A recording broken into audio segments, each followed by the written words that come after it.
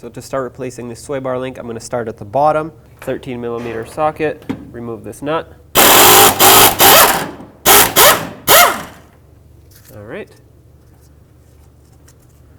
Take all of this off. Now for the top, it'll be a little bit more challenging because I can't get a power tool in there, so what I'm going to have to do is break it free by hand with a wrench. And then I'm going to use my ratcheting wrench. You could also use a socket and ratchet if that's what you have, but unfortunately you're going to have to drive this off manually, and like I thought, the whole stud is spinning, so I'm going to have to hold it with some locking pliers. I'm going to put my pliers right here and squeeze them as tight as you possibly can.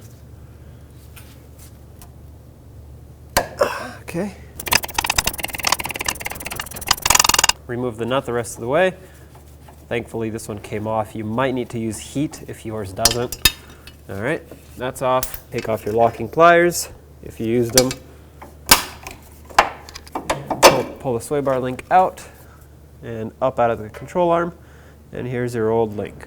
Take your new sway bar link, install one of these washers and then a rubber bushing, and make sure it has the pointy part facing towards the control arm. So slide the pointy part into the control arm like that, and then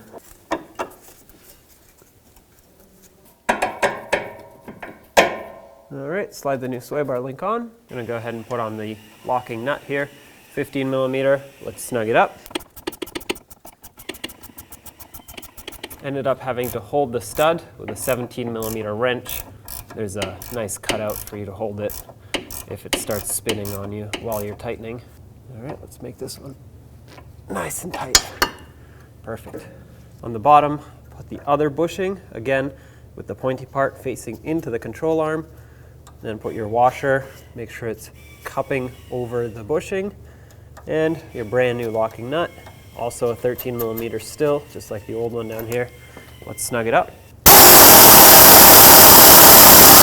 Now for this, you don't want to over tighten it. So basically what you want to do is just look at the bushing as you're tightening it, and once it starts to squeeze, stop. That's exactly where you want it to be, right there.